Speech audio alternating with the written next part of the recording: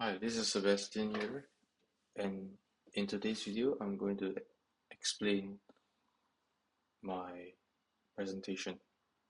So in this Excel sheet, I basically connected some data through some Google form which I crafted and which H0, the null hypothesis, which states on average Singaporeans spend 3.1833 hours each weekday listening to music, whereas H1, the alternative hypothesis, would be on average Singaporeans do not spend 3.1833 hours each weekday listening to music.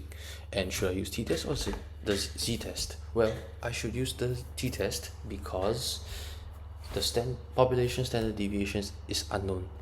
That's why I use the t-test instead of the z-test. Okay, moving on. So basically, next is, well, how I calculated my formulae? Well, using Excel. Well, for example, I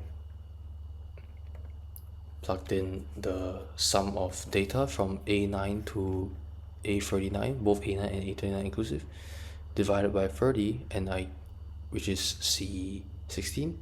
Here is what I get. That's the average, the X bar, and then sample standard deviation. S would be standard dev std dev dot s A9 to A39. Yes, with both A9 and A39 included. And so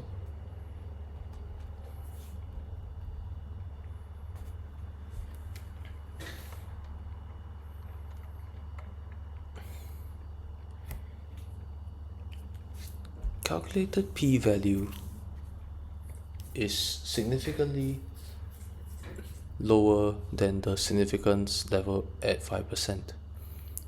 And since this is the case, there is sufficient evidence to disprove H0. Therefore, H0 is rejected. This means that on average, Singaporeans do not spend 3.1833 hours each weekday listening to music.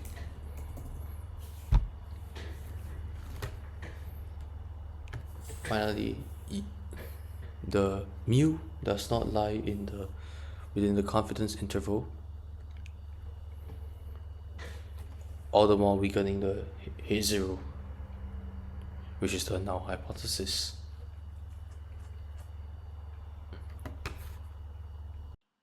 Hope this video clarifies.